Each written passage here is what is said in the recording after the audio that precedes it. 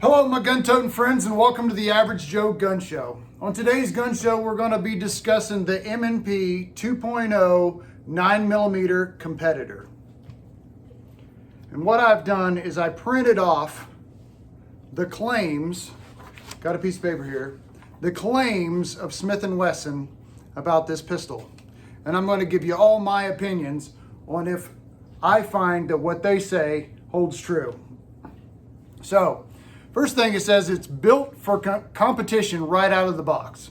This metal frame 9mm pistol is designed to give the competitive shooter the edge. Well, I don't know about that so much. The competitor comes with a 5-inch barrel. That is true. Oh, I forgot. Let me show you that it's clear so YouTube doesn't smack me on the hand. 5-inch barrel. It has an enhanced sear for a lighter, crisper trigger. So I want to show you this stock trigger before it gets upgraded. Has a pretty long throw, but a very firm wall and a very crisp break. You can see the little over travel bumper right there. It's the reset. And it does push your finger forward. That's good. Crisp break. Do that one more time. Positive push forward on the finger, and there's the break. But that has a very long take up before it gets to the wall. Well, I can say it does have a light crisp trigger. I've also changed this to a Tyrant CNC trigger because their trigger was so long and mushy that I couldn't stand it. So I was trying to get something that would just disengage and engage quickly. So this is a much better trigger, but I can totally see why everybody is dumping the standard trigger and not using this one, but going with an Apex trigger. So take the standard trigger out, throw it in the trash, and get you an Apex trigger for a nice crisp, clean break. All right, what else? Let's see. Includes a flared Magwell for fast and efficient reloads. So yes, it has a flared Magwell in the grip frame, but it did come with a Magwell already installed on the pistol, a gigantic funnel. The problem is with the funnel that I found out in a competition, that when you go to install it, the problem is the magazine, even though it's extended, I would catch my hand and it wouldn't completely load the mag. So in the middle of a competition, I removed the Magwell so I could get the magazine completely seated into the pistol. You want, but yeah, you know how it is. Well, I mean,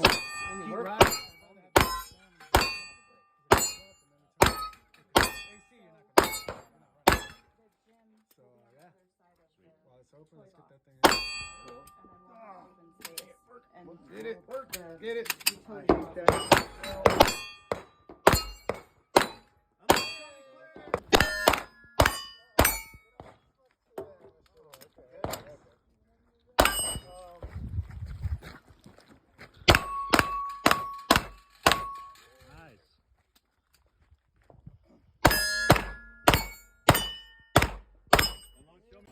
so in my opinion, the first thing you do when you get one of these is remove their Magwell and get a Springer Precision Duty Carry Magwell, which is half the size and does a better job. So the next line reads, boasting a new look, the aggressive lightning cuts on both the top and the sides of the slide ultimately reduce the amount of weight in front of the chamber and in return help improve the recoil balance point. I don't know if I found that to be true. It has a beautiful angle cut slide serrations, slide cuts here, slide cuts here. The slide serrations are fantastic.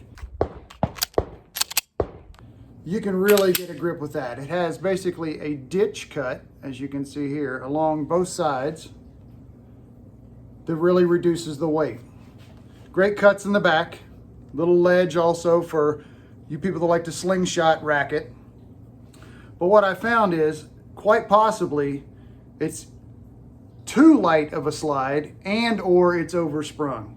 I've seen where people are reducing the recoil springs on these to make them not so snappy.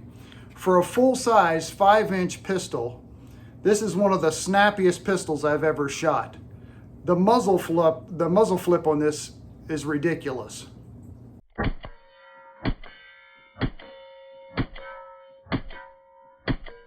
So if they really wanted to improve the recoil, as they say, they could have put a line of ports in these beautiful slide cuts right here.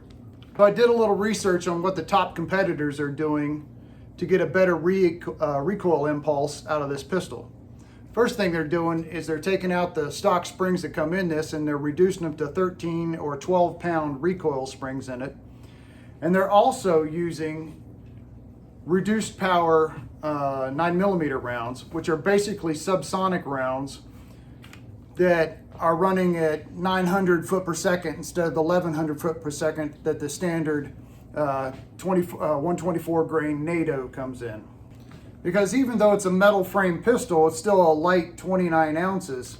And probably, like I said, due to the light slide and the heavy recoil spring, you don't want your 9mm pistol recoiling like a 300 Win Mag. Am I exaggerating? Yes, I am. But does it have more muzzle flip than a full-size 9mm should have? Yes, it does. But anyway, to go on with this, let's see, the next line says the slide is cut for optics and includes a fiber optic front sight and blacked out serrated rear sight. Yes, it is cut for optics. You have to get you a plate and put on whatever optic you like. I like SROs because they got a nice big old window. And that was one of the first things I did, because when you're wearing bifocals, it's a whole lot easier to just put a red dot in between you and the target than trying to pick up the sights. The sights are great, don't get me wrong. That fiber optic is in a nice little cage so it doesn't get broken. It has blacked out sights, so you can just put the dot in the blacked out and pick it right up. For those of you that shoot iron sights, that's a great way to go. First shots, 15 yards, M&P 2.0 competitor. First two mags are 124 grain, second two mags are 115 grain, so we can see where the sights land.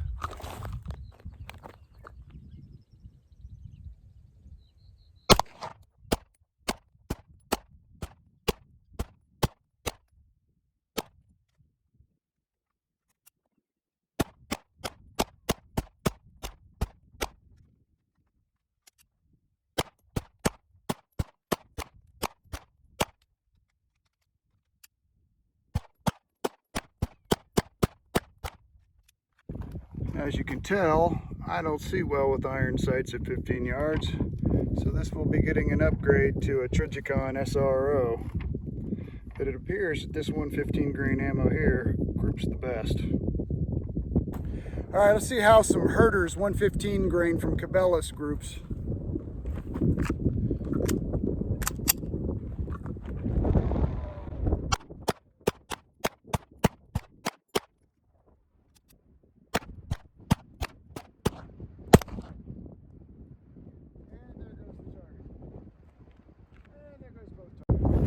As you can see, the targets won't stay up even with sandbags, but the iron sights definitely need drifted to the right a bit.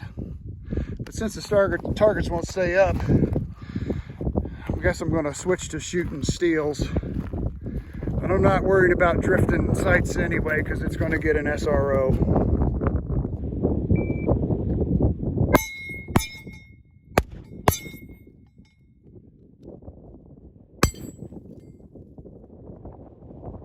All right, it says the competitor comes with an oversized mag release. Yes, it does. And is it good? Yes, it is. You just barely touch that thing and you can get your mag to drop. Get your thumb right on it. It's right under there. I've never hit it unintentionally, but it's right where it needs to be.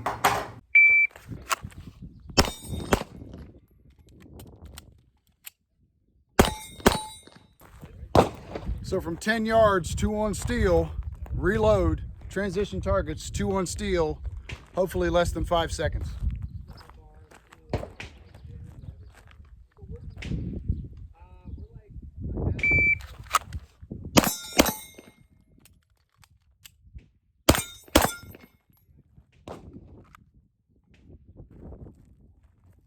5.33, just missed it.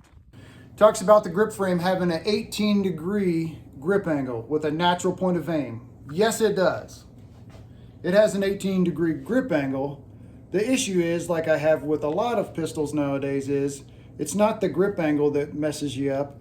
It's the high where the web of your hand meets and points down to the trigger, which the 18 degrees should give you a natural point of aim.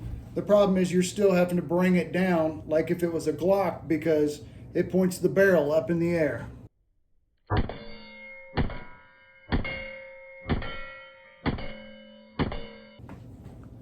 It comes with 4 back straps, and I've tried all 4. I like what they call the large, which is basically an extra large because it's got a nice fat palm swell, really fills the hand. I've tried the smaller one to get my hand farther up into the beaver tail. Let me knock this on here real quick so I can get up in there. But the problem is, it doesn't matter with either one. When I get up into get the web of my hand up in it, even with the large, and I get a high grip on it, the slide reciprocates across the top of my knuckle. There's not enough of a beaver tail to keep my hand webbing away from the slide coming up and sliding across the top of my knuckle. Same run from 7 yards, different angle.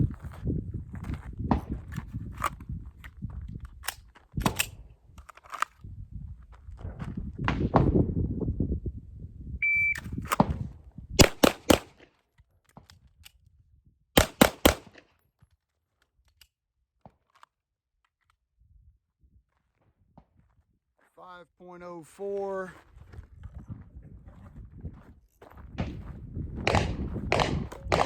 Let's see what we got here. Got 1, 2, 3 alphas. And over here I got 1, 2, 3 alphas. The texture on the grip panels is fantastic. Super grippy. The problem is with the metal frame, this came smooth, so I had to go down to the local skate shop and get me some skateboard tape and cut it out to fill in these areas. And as you can see, you have to have this filled in with grip. This is where my skin is gripping the panels. So if you don't fill in this smooth area with grip tape in between the grip panels that come on the pistol, your support hand slides like it's on butter. The next line talks about the low barrel bore axis. How do they say it here? Low barrel bore axis for comfortable shoot, reducing muzzle rise and allowing for faster aim recovery. Well, it does have a low barrel bore, but like I said earlier, due to the light slide and probably the heavy recoil spring, this thing has a ridiculous amount of muzzle flip. I don't know how they claim that this has less muzzle rise, but maybe it has less muzzle rise than their other M&Ps. It has a very nice ambidextrous slide stop, slide release, which insert a mag, you can come up and close it like a 1911. I love it. It's very extended. Nice big rolled mag release. Locks back nicely. You drop it with your support hand. That's one of the nice things I like about this.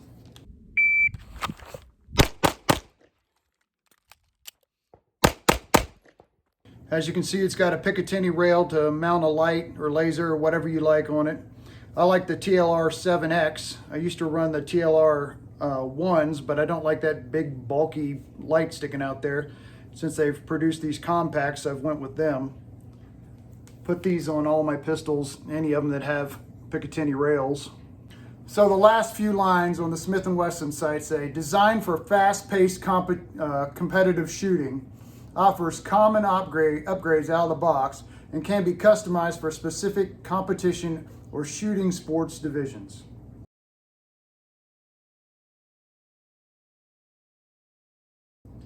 So what they're saying is, once you get this, the first thing you do is got to change the internals to make it run like you want to for a shooting competition. Got to change the recoil spring, change the trigger, dump the stock Magwell, get one from Springer Precision, and then, of course, add a red dot so you can see what you're shooting at. You can install the extended mag release that does come in the box, and then you might have something you can run in a competition.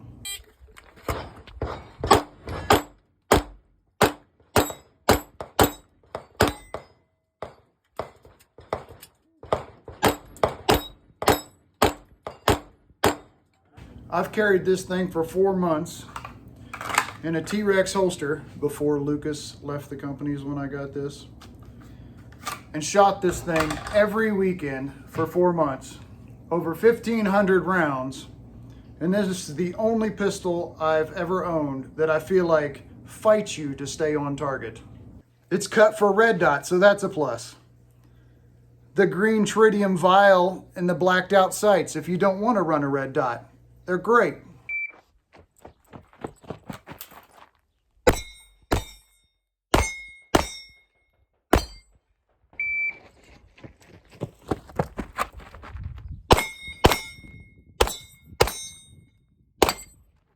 I want to see the difference in groups at 25 yards between 124s and 115s.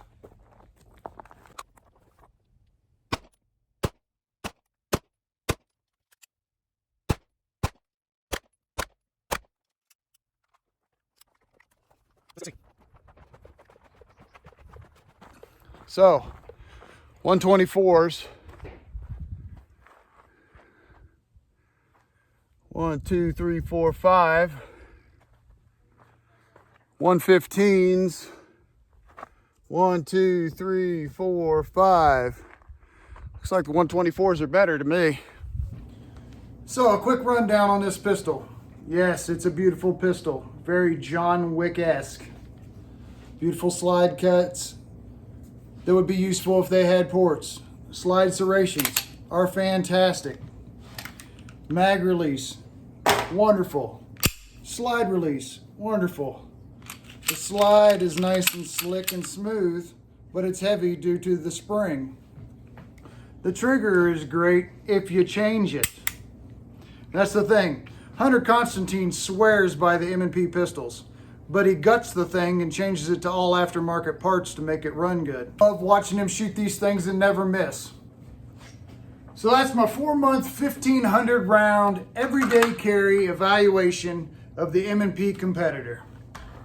Feel free to leave a comment below on if you have one, what you've done to it, if you like it, dislike it, if I'm right or wrong, or what parts I should use to upgrade it. If I get a big enough parts list, maybe I can do some upgrades, and I'll do a follow-up video to show how this thing shoots like a laser beam. But until then, don't forget to like, subscribe, share with your friends. Remember to hit the subscribe button. It's right down there. Don't forget to subscribe and hit that notification bell, because if I do a follow-up video, you're not going to want to miss it. But anyway, thanks for watching the Average Joe Gun Show.